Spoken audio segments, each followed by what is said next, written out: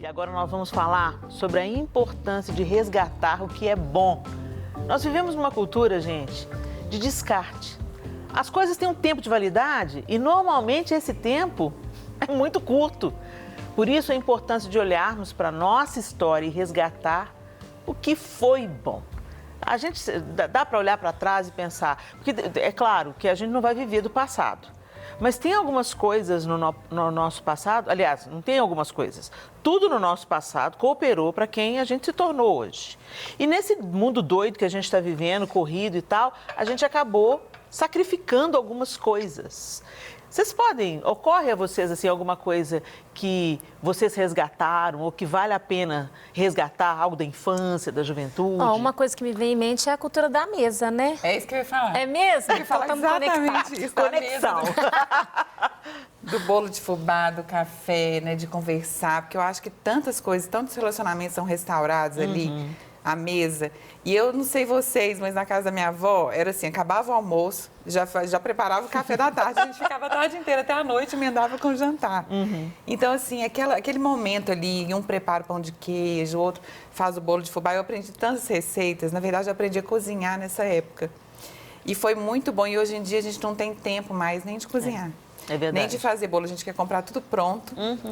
Né? E aquela cultura de um ajuda, pega a farinha e pega o ovo. Eu faço isso com meus filhos até hoje, eles gostam.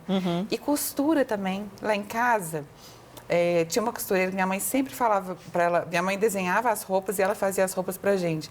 E eu faço isso até hoje com meus filhos. É mesmo? Eu desenho as roupas, eu não sei desenhar, né? Mas eu faço aquela ideia da roupa e para minha filha sempre eu faço as roupas de acordo com aquilo que eu penso. E isso vem lá da época da minha mãe. Muito demais, Simone, muito demais. E você, Isa, tem alguma coisa assim, além da cultura da mesa, né? Assim, eu falei aqui, né, da cultura da mesa, e aí uma coisa só que eu queria trazer, talvez um pouco mais abstrato, mas eu acho que dá pra gente pensar um pouco sobre isso, é que hoje os inimigos do nosso tempo, né, são a pressa, o ruído e a multidão, né? Então, se a gente for pensar em resgatar, pensando nesse contraponto aí da pressa, do ruído, da multidão, eu falaria daquele tempo, né, onde a gente não tem nenhum compromisso, sabe aquele tempo assim, onde não tem que ter alguma produção, algum resultado, aquele tempo de conversa gostoso, o sentar com os filhos e brincar, né, aquela coisa do parque, da rua, que hoje a gente fica tão preso, né, assim, às vezes dentro de um apartamento, dentro de uma casa, ainda mais com a pandemia, eu acho que isso aumentou muito, sempre cheio de gente, com muito barulho. Então, eu acho que essa coisa do não ter hora para nada, sabe? Separar um tempo para isso, para a gente não ter tempo para nada. Sim. Simplesmente desfrutar, né, deixa da companhia, rolar, né? Deixa o dia rolar. Delícia. Acho que isso é uma coisa boa para resgatar. Isso é uma coisa boa para resgatar mesmo, isso é uma pérola.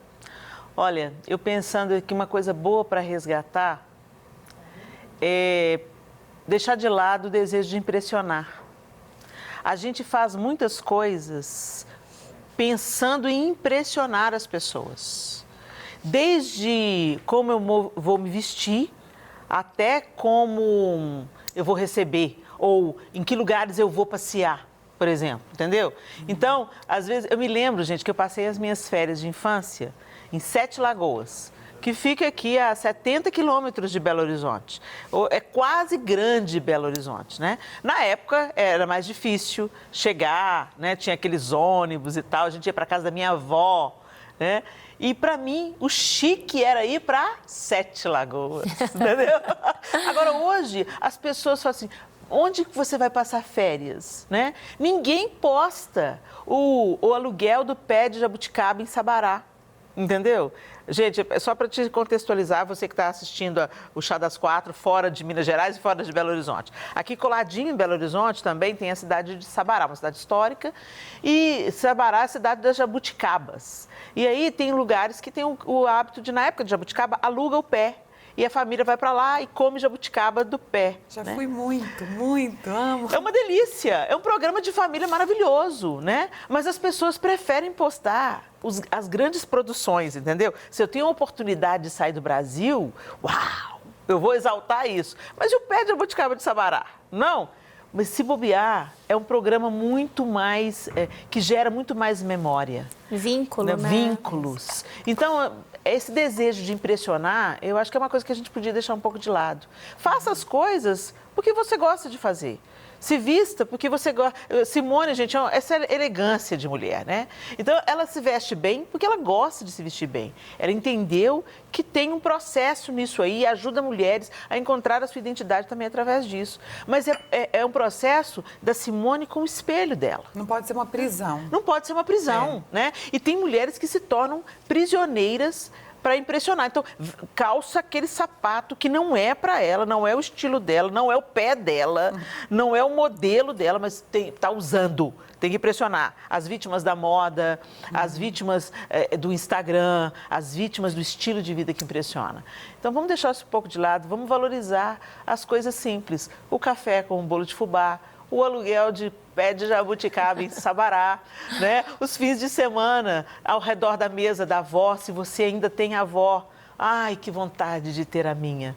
Porque os avós tinham que ser eternos, né, gente? Tinham, porque verdade. como faz falta, como eu sinto falta dos meus avós. Então, aproveite esse tempo e vamos resgatar essas pequenas coisas. O que mais que a gente pode pensar? Isso, se você pergunta para uma criança o que ela tem na memória, né? O que marcou ela. Eu sei que o que me marcou na minha infância não foram as grandes coisas. Sim. Foram as pequenas. Foi eu jogando bete na rua, na época chamava bete, né? Que a gente pegava aquelas latas de óleo, colocava uma de um lado, uma de outro, cabo de vassoura. Foram esses momentos, assim. Eu não lembro de coisas muito extraordinárias, sofisticadas, né? Exatamente. Na minha infância. Exatamente.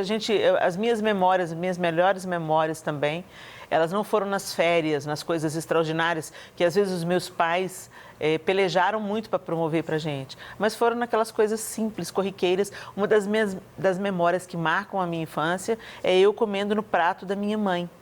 Minha mãe trabalhava a semana toda e quando ela chegava no sábado, eu falava, mãe, vinha com garfo, posso comer no seu prato? Por isso, quando o Cirilo cantou aquela música, quero comer no teu prato, calçar os meus pés, os teus sapatos. E era exatamente isso que eu fazia com a minha mãe, né? E aquele senso de intimidade, né? E ela falava assim, Leninha, você não almoçou, Leninha? Eu falei, já almocei, mãe, mas comer no seu prato é tão bom. E isso deixa meu coração quentinho. As coisas simples realmente marcam e transformam. Eu acho que isso traz segurança. Né? Eu acho que traz muita segurança isso, até você comer no prato, calçar o sapato da mãe, vestir a roupa, né? E aí isso se perdeu muito nos dias de hoje. Né? Causa segurança e estabelece identidade. Porque a gente vive hoje numa geração onde ninguém sabe quem se é. É a maior luta hoje dentro dos gabinetes.